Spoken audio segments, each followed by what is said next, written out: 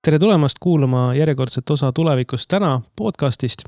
Sel korral võtame ette jälle sellist käitumuslikku poolt ja ütleme inimeste enda arengu ja seda poolt ja hakkame rääkima sellist asjast nagu rahumeelne vanemlus või üldse kuidas meie isiksused kujunevad ja kõik muu sellega kaasneb. Et ma sellest üksi kindlasti ei räägiks, on mul ka saates väga hea külaline. Tere Maarja!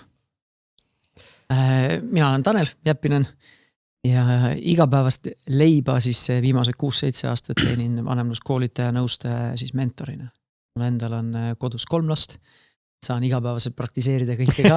Et ei ole ainult teooria. Oleks ainult üks laps jäänud, siis see esimene laps, kes nüüd juba jõuab eelteismeikka, siis varasemas eas ta oli ikka väga lihtne laps, et siis oleks ainult üks jäänud, siis oleks siukene tunne, lihtne ju, vaadake, lihtsalt tee seda ja kogu lugu. No.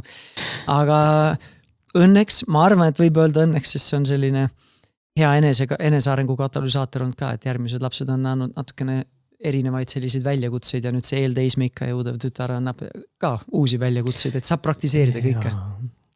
Ei, see on, ma arvan, selles mõttes, see on ka teema, mis ma arvan, puudutab peaaegu kõiki, sest iga laps on väga individuaalne ja erinev ja selles mõttes mul endal on ka, mul on kärkperemudel, mul on siuke 2 tegelast seal kodus, kes on väga erinevad isiksused ja see tekitab ka selliseid erinevaid situatsioone ja rõhkusid, et mis ühele on positiivne, võib-olla teisele täpselt see, mis ärritab ja vastupidi, et siis on siuke mõnus balansseerimine seal kodus. Ja, absoluutselt. Üks tahab tantsida ja laulda, teine tahab vaikust just sel samal hetkel ja just selles samas ruumis. Just, ja see peab olema ilmtingimata selles samas ruumis, selle sama diivani kõrval. Et nii ta klassikaliselt käib just, et ma arvan, et see on paljudele see väga kodune tunne. Aga mis ma just mõtlesingi, ongi see, et võttagi, et võib-olla tekib ka küsimus, et kuidas see nagu tulevikus täna see podcasti teemaga üldse nagu kokku läheb, aga tegelikult ma arvan, et läheb. Me oleme siin tegelikult käsitlenud nii seda, kuidas õppimine ajas muutub, kuidas arusaam sellest, kuidas aju õpib üldse ajas muutub. Ja ma arvan, et tegelikult ka see lapsevanema, lapse suhtluse, rolli teemad, see on tegelikult ajas kogu aeg muutuv, et meil on vanasti oli ikka siuke väga autoritaarne, et lapsevanem ütles ja kuidas see klassikaline ütelus on, et sina räägid siis, kui must kana pissib või midagi siukest, ma ei mäleta, mis see täpne ütelus on, aga et tegelikult on see nagu ajas tohutult ju arenev. Absoluutselt. Ja ma arvan, et see nii-öelda selle tuleviku vaatega on seotud just selle koha pealt, et meie tänase päeva lapsevanemad kasvatavad meie homseid liidreid ja juhte, kes peavad võib-olla isegi selliseid väljakutseid lahendama, mida me isegi ei oska ette kujutada tänasel päeval. Et selles mõttes on vanematel ühiskonnas on väga tähtis roll. Et meie kasvatame neid tuleviku inimesi, kes lahendavad tuleviku väljakutseid ja probleeme. Ja ajas, ma arvan, et see on igati loomulik, et ka vanemlus sellised filosoofiad, praktikad, lähenemised, soovitused ajas muutuvad, sest keskkond muutub. Enamuses. Väärtusruum muutub ja kõik muutub.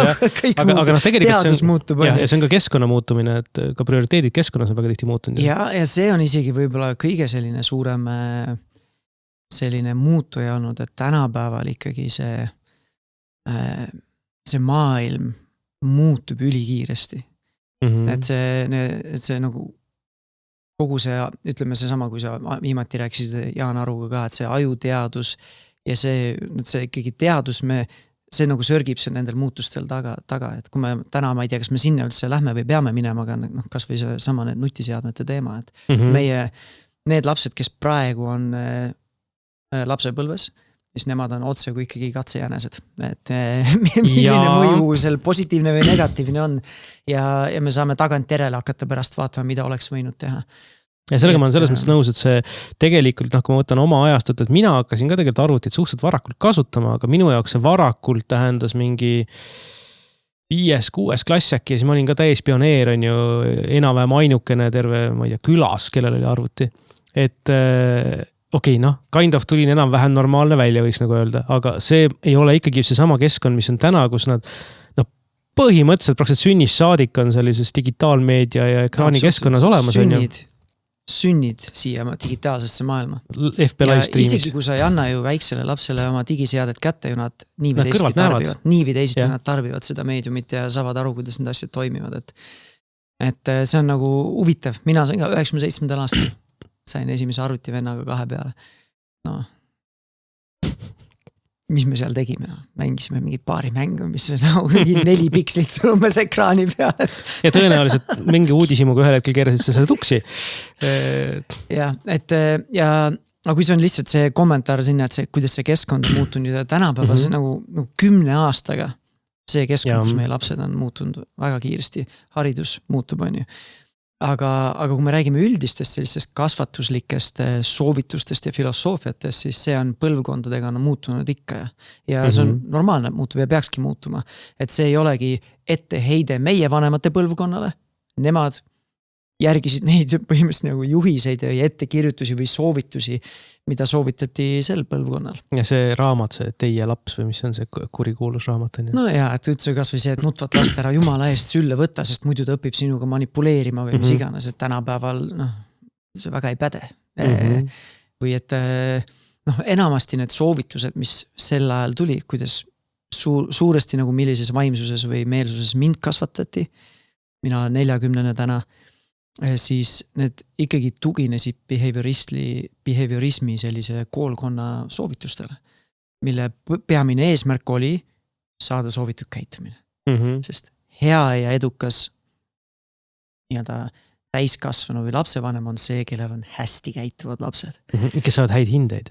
No see on üks viis, kuidas nagu, mis käitumise nii-öelda tulemus on ju. Et sa ei tohi kuskil müra teha, sa ei tohi nii-öelda mis see õige sõna on see?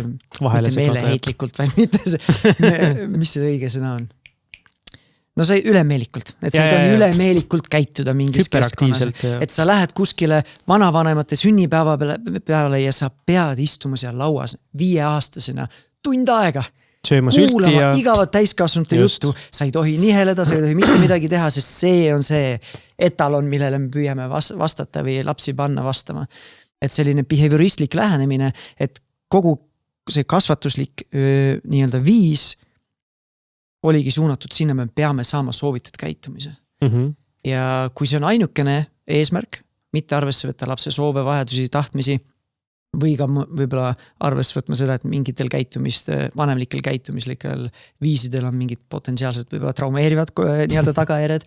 Kui me neid asju üldse, seda hingeelu ja sisemaailma arvesse ei võta, siis need lähenemised ju täidavad seda eesmärki ju. Ja laps käitub nii, nagu nõutakse lõpuks.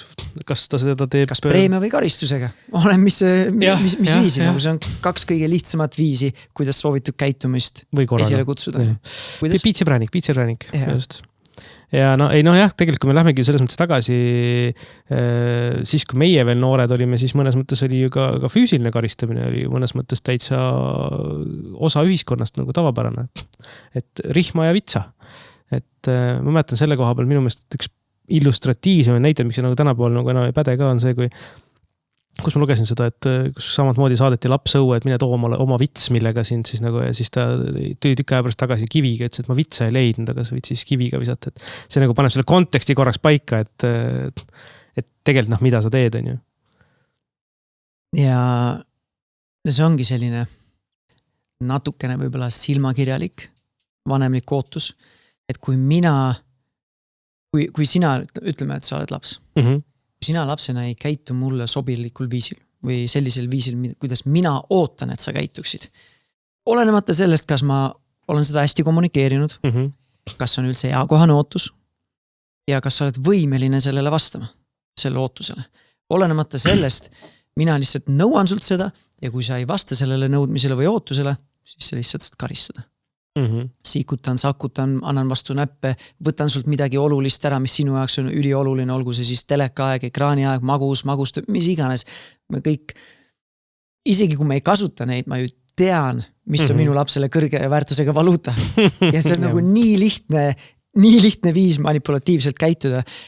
Ja kui me nagu mõistus on otsas, ise lähme sinna võitle põgene tardu sinna stressireaktsiooni, siis ongi tunned, kuidas keel sügeleb, nagu tahab tulla, et okei, nüüd on nii, võtan selle ära siis, kui sa seda ei tee. Et see ongi, kui mina käitun sinuga selliselt, ikkagi mingil määral jõuga. Kui sa ei vasta minu ootustele, ma käitun sinuga jõuga. Sinu suhtes siis agressiivselt, kas emotsionaalselt, vaimselt, füüsiliselt. Ja nüüd, kui siis sina lapsena lähed mänguväljakule, keegi teine ei vasta sinu ootustele. Olgu ta väiksem laps, eakaasa, mis iganes, ja sina käitud temaga samamoodi, siis sina oled vale, aga peeglisse vaadates, mina tegin ju kõik õigesti. Miks ta selliselt käitub, mis sul viga on? Aga ise nagu vanemana ma ei suuda, kas ei taha seda luua seost või ei näe, et otseselt minu käitumisel on mõju. Ja see on see klassika, mis öeldakse, et lapsed on kodu peegel, et tegelikult laps peegeldab seda, mida ta kodus näeb või kus ta õpibki seda käitumismustrit selle järgi, kuidas temaga käitutakse. Suuresti jah. Ei saa 100% üks-ühele seda üle katta, sest... Ja see ei ole ainult kodu, mujal on ka. Ma räägin üldse, et ongi kui ma võtan näiteks 5-aastast on hästi impulsiivne, ta ei suuda ennast reguleerida, see ei tähenda, et tema kodus on 2 sellist fuuriat, kes ei suuda üldse ennast reguleerida. mitte selles mõttes, selles mõttes, et lapsed ikkagi, see on vana ütlus, aga see on ikkagi tõsi, et see õpime ikkagi eeskujuga, et see nagu ei päde, et ära tee nii, nagu ma teen. Käitu mu sõnade, mitte mu tegude. Ära seda tee, tee nii, nagu ma ütlen, nagu see on õige. Eks sa saad seda sinna juurde nagu rääkida, kui sa ka ise eksid, sest ütleme niimoodi, et kuidas selle kohta öeldakse, et inimene eksib, on ju. Et tõenäoliselt ka parimate tahtmiste juures võib libastuda. Absoluutselt, see on üks asi, mida ma ise kui ma nagu näiteks sotsiaalmeedias sõnumeid püüan siin välja panna või siis oma e-maili listis seal uudiskirjades kirjutan ja jagan, mul ei ole probleeme jagada enda põrumisi. Ja need kirjad tavaliselt saad kõige positiivsemalt või kõige rohkem tagasisidet. Sest inimesed tunnevad ennast ära. Inimestel ikka meeldib teisi inimesi pedestaalile. See, et mina räägin nüüd vanemluses, siis järelikult Tanel on ideaalne. Tema kunagi ei tõsta kodus häält, mitte midagi kunagi ei lähe pekki, kunagi ei saa emotsioonid kunagi ei võtta mängu asja ära. Mitte kunagi ei ütle mitte midagi halba ja ei tee midagi halba. Ja siis kui ise jagad seda, näed, kuidas ma läksin oma tollal mingi 5 või 6-aastase poisiga kaklema, siis mu poiss kisas mulle vastu näost puna, sa ei ole mu isa! Siis saadad selle kirja nagu 10 000 vanemat, siis see on nii vajalik, mul oli seda vaja kuulda, mul oli sarnane olukord, see võttis nii palju pinget maha, et see, kui me räägime rahumeelsest vanemlusest, siis see ei tähenda, et sa pead olema ideaalne vanem. Üks selle osa ongi tunnistada oma inimlikkust ja võtta selle inimliku eksimise eest vastutus. Vastutuse võtmine ei tähenda seda, et ma õhtul panen endale puid alla ja tümitan ennast nii-öelda vaimselt, mis sul viga on, kuidas sa küll ei oska, õpetad teisi küll, aga nüüd ise astud ämbrisse, nagu paned endale maksakaid nii-öelda piltlikult on ju. Vaid osata ka endaga ringi käia, leebelt, küpselt, võtta vastutus oma eksimuse eest, aga siis olla ka sõbralik enda suhtes. Ja siis ka lapse ees võtta see vastutus on ju. Et selle asemel, et ma nõuan, et laps läheks sõbra või venna või õe käest vabandust paluma, kui ta on ebaküpselt või halvasti käitunud temaga, siis selle asemel ma ei nõua. Ma olen ise eeskujuks, kuidas mina võtan enda käitumisest vastutuse. Ja siis õpib sellest ka laps, on ju, et kui ta näeb, et kas sina aeg-ajalt eksid, ütled midagi valesti, siis tuled pärast nagu seletad, miks sa tegid valesti ja seda kõike ja palud ta käest vabandust ja seletad, miks üks juhtus ja kuidas see ei ole okei, aga et sa tunned ennast väga halvasti, aga et sa tahaksid nagu edaspidi ka paremini teha kõik sükest, siis sellest õpib ju ka laps, et kui temal see ülekeeb see katel ja lastel see katlu ülekeemine on palju väiksema sütikuga, siis ta oskab ka nagu paremini ennast reguleerida pärast, et mida teha siis, kui see primaalaju on sinna tahaplaanile läinud ja see funktsionaalne koopamees võtab üle taha, igal ühele nuiaga panna. Ja, et siis, kui see koopamees jälle magama läheb, et mida siis teha? Absoluutselt. Et ikka jõuame sinna, et vanemlik käitumine on selle lapse otse kui selline tuleviku mustrite käitumisviiside alus. Et see ei ole ainukene asi, sest lapsed on mõjutatud teistest inimestest samamoodi. Ja samamoodi võib negatiivselt, positiivselt mõjutada vanavanem, kes on lapsega heas suhtes. Enamasti kipuvad meid mõjutama inimesed, kes meil on vähem või rohkem tähtsad või olulised ja kellega me veedame nagu 2 sellist tegurit, kes on nagu, kelle jaoks, kellega see suhe on meile väärtuslik või oluline ja kellega me rohkem aega koos veedame.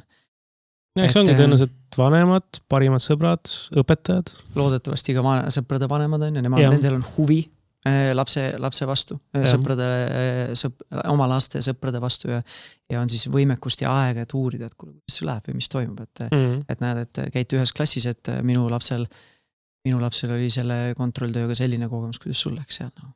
See on siiras huvi. Ja kui laps tunneb, et tema vastu on siiras huvi, siis need inimesed, ta on nende inimeste mõjutusele rohkem vastuvõtlik.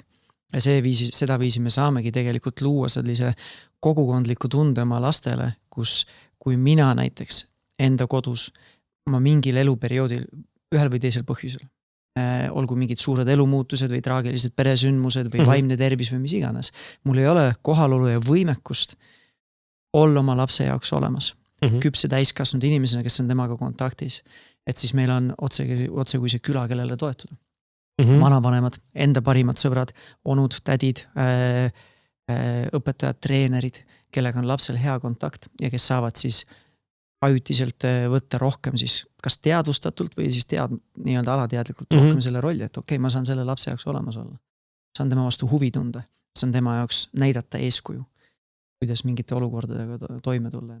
Ja see on, ma arvan, täiesti üldine, et tegelikult võiks olla ka lapsevanemal hea kontakt, et mitte nagu ma tean, vahepeal on kuidagi õpetaja rolli võetakse, et see on nagu väga konfrontaalne, et kõik lapsevanemad nagu üritavad kõiki oma lapse mures, et õpetaja on süüdi ja tulevad õpetaja juurde niimoodi. Ja see on tegelikult jumala vale lähenemine, sellepärast, et sa tekitad on ju mingisuguse konflikti, sul ei teki kommunikatsiooni selle õpetajaga, siis tegelikult ju eesmärk peaks olema lapsel võib olla mingisugune mure või mingi teema, mis nagu pärsib midagi või midagi ma nagu kuidagi viisi teha, seda peaks toetama mõlemalt poolt, koolist ja kodust. Aga selleks, et seda saaks mõlemalt poolt toetada, peab olema mõlemad pooled informeeritud sellest, mis nagu toimub. Ja sellest nagu aru saama, aga seda saab teha ju ainult konstruktiivses suhtluses. Nõus. Ja tegelikult, kui seda veel rohkem laiendada just sinna, et me räägime nüüd, et kuidas vanemad peavad ühel või teisel viisil suutma rohkem olemas olla ja olema küpsemad inimesed ja nii edasi, et see teiselt poolt siis tekibki küsimus, et see kõik see, millest me oleme rääkinud, et sa pead olema eeskujuks enesejuhtimisega, eneseregulatsiooniga ja nii edasi. Et see tegelikult kõik nõuab ressursse. Ja kui me räägime nüüd õpetajas, et toome siia sama kontekstis, nagu kui sa pead haldama 8 tundi, 6 tundi päevas mingid 10, 20, 30 inimest, veel sellises murdelises eas, kus veel keerulisem ennast juhtida on ju. Sotsiaalsed suhted, pinged, kõik see tuleb sinna mängu, et see kõik nõuab esiteks motivatsiooni. Enamus vanematel on see motivatsioon olemas. Mõnedel õpetajatel võib-olla ei ole. Võib-olla nad on kuidagi ära mattunud sinna jälle, võib-olla kunagi oli, kui nad särasilmselt tulid on ju kooli õpetama. Aga võiks olla, on ju see motivatsioon olla nende laste jaoks olemas, olla see eeskuju. Siis teiseks nõuab see oskuseid.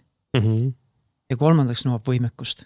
Ja sest ega oskuste osas see ei tule ju naturaalselt, sest mõnes mõttes see ongi ju siuke ajas arenev, et ega meie kõik oleme mingil määral seda nägu, kuidas meiega meie vanemad käitusid ja kuidas nemad olid sellised, kuidas nende vanemad käitusid ja kuna samal ajal kogu see kultuur ja ühiskond taustal muutub, on ju, siis see, kuidas nemad kasvatasid meid, ei pruukinud olla tol hetkel enam nagu see võib-olla kõige õigem, aga see on see, mis nad tegid, on ju. Ja meie selle järgi nüüd kuidagi käitume enda selles rollis, et see... No kui tegelikult võtta empaatiliselt suhtuda oma vanemate põlvkonda, siis kus me teame? Äkki nemad andsid ikka oluliselt parema panuse kui nende vanemad nendele. Meie arvame, et nemad tegid täpselt seda sama, mida kõik mitukümmend põlvkonda neid ja nüüd meie oleme see kangelaste põlvkond. Meie muudame kõik. Aga võib-olla iga põlvkond. Ja siis 20 aasta pärast meie lapsed räägivad. Meie vanemad tegid täpselt seda sama. Et võib-olla tegelikult meie vanemad tegid väikese sammu paremini. Meie vanemad tegid väikese sammu paremini. Ja meie ülesanne on ka teha lihtsalt väike samm paremini. Aga see nõuabki, see nõuab teadmisi. Üks asi ongi see nõuab motivatsiooni, et ma tahan olla hea vanem, ma tahan olla hea eeskuju.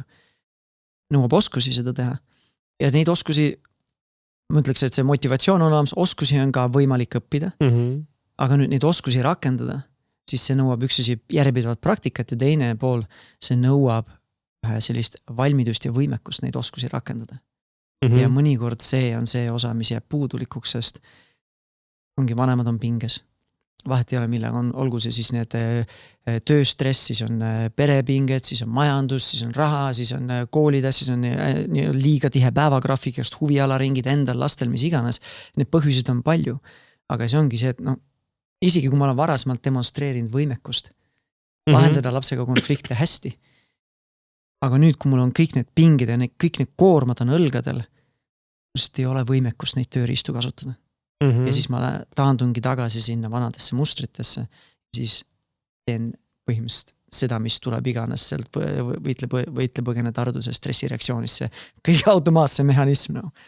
Enamasti on üks nendest ongi, kes võitlen, hakkan paugutama, kärkima, karistama, ähvardama, midagi ära võtta või mis iganes, või siis lihtsalt tõstan käed püsti, mingi pekki ma ei viitsi, ma lihtsalt lähen teised, ma ei jõua sellega, see on nii hullud, mis iganes. See on kusjuures, ma arvan, parem meetod.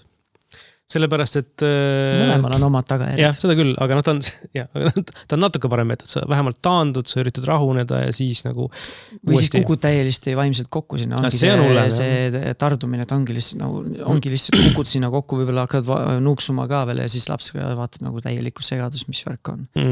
Küpsem oleks tegelikult küpselt eemal astuda, okei. Asi hakkab, olukord hakkab kontrollilt väljuma, mina tunnen, ma muutun liiga reaktiivseks ja ma ei taha sinuga halvasti käituda. Ma astun korraks eemale, reguleerin ennast, mis iganes mul on vaja teha ja siis tulen olukorda tagasi. Et kui see on teadlik, ükskõik mis asi, ma võin teadlikult häält ka tõsta, kui see on vajalik siin praegu, et tähelepanu saada ja mul praegu ei ole võimekust teisi tööriistu kasutada. Et kui ma meelevaldselt selle stressireaktsioonist reaktiivselt käitun, siis ma arvan, et ükski nendest ei ole kõige optimaalsem lahendus. Võime loomulikult vaadata, mis on natukene halvematest variantidest parem või vähem halb, aga ongi see, et mul oleks teadlikkust teha selline küps valik, see on see, kuidas ma tahan siin olukorras käituda, sest mul on sellised ressursid, sellised oskused, sellised võimekused, sellised nõudmised olukorrast lähtuvalt. Siis ma teen sellise valiku, et ma astun korraks eemale, kui lapse turvalisusest on lapse turvalisus on tagatud. Või teen mingi muu valik, aga et see ongi see teadlik valik. Ja selleks on vaja üks oskusi, mida on vaja harjutada ja siis on seda vaja seda ressurssi, et mul on võimekus neid oskusid rakendada. Ja see eeldab ressurssiga just peamiselt oma vaimset ressurssi, et sa seda... Emotsionaalselt ongi emotsioonide juhtimist. Tabad ära, et okei, ma tunnen, kuidas nüüd hakkab emotsioon pulbitsema siin sees.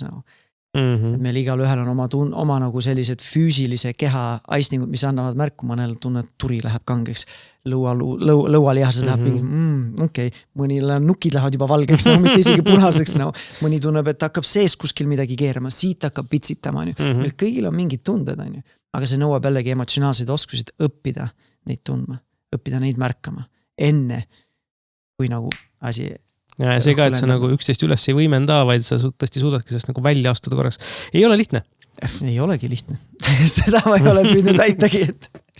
Ei, see ongi minu meelest, see on nagu sa alguses ütlesid, tegelikult on oluline seda, minu meelest see on veel eriti praeguses selles sotsiaalmeedia kontekstis, kus sul üritatakse aeg-ajalt näidata ennast oluliselt ilusa ja paremini, kui asjad on, et kui sa vaatad need mingid Instagrami story'd ja asjad, kuidas kõigil on siuke maks, parim elu on ju, fancy'd asjad, kõik. Aga tegelikult seal taustal võib olla mingi täiesti katki asi on ju. Ja see minu meelest võimendab seda. Ja selles suhtes nagu isegi olulisem ongi aeg-ajalt otse ja avameelselt tunnistada asju, mis nagu lähevadki pekki ka on ju. Ja see, et sa nagu võtadki, et tegelikult asjad ei ole ideaalsed, see on palju empaatilisem, sellepärast, et mitte kellegi ei lähe kõik, võib-olla eksisteerib, ma ei tea, võib-olla ma teen kellelegi nüüd liiga, võib-olla keegi on ideaalne ja teeb kõik asjad õigesti. Ma arvan, et on hea, lihtne võib-olla leida ideaalset nädalat, ideaalset päeva, veel võib-olla lihtsam. Ideaalset pool tundi. Aga kui sa võtad nagu ideaalne 18-21 aastat, siis ma arvan, et see on väga väikesed šansid, väga väikesed šansid. Ja aga see ongi see, et tegelikult kõige olulisem ongi üldse minu meelest see, et see info kohale jõuaks kõigepealt. Et siis saab hakata üldse probleemiga tegelema. See on see klassikaline see, mida öeldakse, kõigepealt esimene samm on probleemi tunnistamine. Et sa saad üldse aru, et asju saaks teha teistmoodi. See on see, kus on nagu see informatsiooni jagamine, mis võib-olla on ka tänase saate natuke mõte. Et kindlasti paljud on kuulnud, aga võib-olla kõik ei olnud seda ka nagu süvenenud nii väga, et mis see on rahumeelne, kes ei tahaks rahumeelne vanem olla. Keegi mis ei taha olla siuke karjuv vanem on ju. Ja nii kui me räägime sellest terminist rahumeelne vanemlus, siis mõnele jääb nagu mulje ka, et rahumeelne vanemlus tähendab seda, et ma ei tohi last ärritada, mis tähendab seda, et põhimõtteliselt ma ei tohi piire ka seada või hoida, sest väga paljude piiride seadmise ja hoidmise protsessis tekitab lapses mingeid emotsioone. Ja kui laps reageerib nende emotsioonide ajal, siis nüüd see enam ei ole rahumeelne, laps läks endast välja, sest ma ütlesin, et nüüd on ekraani aja lõpp või nüüd peab koolitööd tegema või mis iganes see on, me peame minema välja või. Et mina täiskasvanud inimesena ei vastuta lapse emotsioonide eest. See on, tema kogemust on eraldiseisev indiviid. Küll aga ma võiksin hoida piiri tema käitumise eest, kui käitumine muutub destruktiivseks. Emotsioonid võiksid olla lubatud. Sa võid välja elada, mis iganes kodused kokkulepped on, millised on lubatud viisid emotsioone välja elada. Aga sa ei tohi näiteks kodust vara lõhkuda, sa ei tohi endale liiga teha, sa ei tohi teistele liiga teha. Need võiksid olla sellised põhiasjad. Ja, just. Aga sa võid emotsioone kogeda, mina ei võta vastutust sinu emotsioonidest, mina saan täiskasvanud küpse inimesena hoida piiri ja sina saad kogeda emotsiooni. Sina ei vastuta piiri eest, kus see on, kas see täna kehtib või mitte, sest ma olen täna halvas tujus, võib-olla enam ei kehti. Mina vastutan piiri eest, sina vastutad oma emotsioonidest. Ja kui vaja, kui need emotsioonid on tõesti hästi suured ja plahvatuslikud, minu vastutus on olla sulle toeks. Et sa ei oleks üksinda hirmutavate suurte emotsioonidega, mida sinu psühholoog ei suuda hallata ja hoomata praegu. Ja selles suhtes jah, see väljaastumine võib osutuda selleks just nagu valeks käitumiseks, siis sa ei ole seal enam toeks. Aga kui sa juba ise seda emotsiooni pigem võimendaksid, siis ta on tõenäoliselt parem. Aga jah, ja see ongi jah, see pigem, et küsimus on rohkem sellest, kuidas me ise käitame, mitte selles, kuidas nagu lapsed. See ongi väga tihti minu meelest sellistesse, mitte, et oleks nii väga teistmoodi kasvatus või, et mitte traditsiooniline või Jana lapsele malakaga, et tihti suhtutakse kuidagi niimoodi, et see on nagu siuke hästi pehmo ja selle tulemusena kasvavad pehmod, mis tegelikult ei ole ju tõsi, sest ega see sama reegel, et see on see üldine printsiip peakski olema ongi see, et vabadusega käivad kaasas ka vastutused ja vastutustega vabadused. Ehk siis on olemas mingisugused piirid, mille piires on vabadus valida, teha, tegutseda, majandada. Ja kui aga neid piire tuleb ka nagu järgida, see vastutus on ka, ja kui sa piiridest üle lähed, siis on nagu täiskasvana roll sinna neid tagasi sind viia. Et see on nagu minu meelest see oluline element, et ka need ütleme, kas uuemad või vanemad või ütleme, mitte standardsed või siis ka mõnes mõttes standardsed haridusmeetmed, mis on need erinevad seal Montessori kool, need tegelikult ju õpetavad ja kasvatavad seda, et laps oleks iseseisvam, võimelisem ise otsustada, ise ennast juhtida, aga see ei tähenda, et ta oleks piirideta. See on tegelikult ka väga konkreetsed reeglid, piirid, põhimõtted, printsiibid ja neid ekstra õpitakse, et kuidas nende reeglitega tegeleda. See on nagu minu meelest üks hästi klassikaline asi, mida enne seda, kui mul naine Montessori juhendaks õppis, ei olnud, et on olemas konkreetsed, neil ongi tegevused, hea käitumise harjutamine. Et kuidas laste aias, suhteliselt väiksed lapsed, kellel ei ole seda naturaalselt olemas veel, kuidas paluda kellegi tähelepanu, kuidas paluda kellegist, et nagu ta tuleks eest ära või vabastaks mingi ühesõnaga, tegevused, mis klassikaliselt tekitavad konflikti, on ekstra treeningud, ongi nagu harjutused, tehaksegi, mängitakse läbi situatsioone. Suhteliselt hea meetod nagu piiride ja sellise käitumismustrite kinnitamiseks. Tegelikult seda saab ka kodus teha. Hästi siia lõppu see mõte ka, et ongi, aga vanemate ülesanne ongi õpetada. Distsiplineerimise algupärasem tähendus ongi õpetus. Distsipliin on õpetus. Distsiplineerija on õpetaja ja distsipliini jälgija on siis õpetuse vastuvõtja. Et kui näiteks see sama näide, ütleme, mul on väike laps. Ma räägin täiskasvanutega juttu, väike laps tuleb, issi, kisab ja tõotab siin nii palju tähelepanu ja siis ma tunnen, kuidas mul on võib-olla häbi, mul on piinlik, võib-olla mul jääb endal juttu, mis iganes põhjusel ma ärritun, lihtsalt käratan talle. Nii, ta õpib, aga kas ta õpib seda, mida ma tahan, et ta õpiks? Et selle asemel võib-olla mingid korrad tuleks võtta, et okei, näed, meil on praegu vestlus, kui sa tahad mu tähelepanu, siis siin on need 2 sammu, mis on eakohased talle, kuidas sa saad mu tähelepanu võtta või küsida. Mis on lugupidavam ja arvestavam ja sobilikum. Et selle asemel, et käratada, et ongi mina siis annan lapsele ka õpetuse, kuidas sellest piirist kinni pidada. Mitte ainult lihtsalt nõuan. Aga tal ei ole oskusi seda jagada. Ta ei saa aru sellest, mida sa ütled talle. Ma annan sulle viisi, kuidas sa saad sellele piirile vastata või ootusele vastata. Et see on minu ülesanne või lapsevanema ülesanne. Just, ja see ongi see mis selle nagu mõte nagu oligi. Et ma arvan, see on väga hea koht, kus ka kokku tõmmata, et kes kindlasti tahab selle kohta rohkem teada, materjali on tegelikult hästi palju. Küsimus on selles, et meil peab olema endal see, et uksed on lahti. Kes tahab, see astub uksest sisse. Aitäh tulemast! Aitäh sulle ka!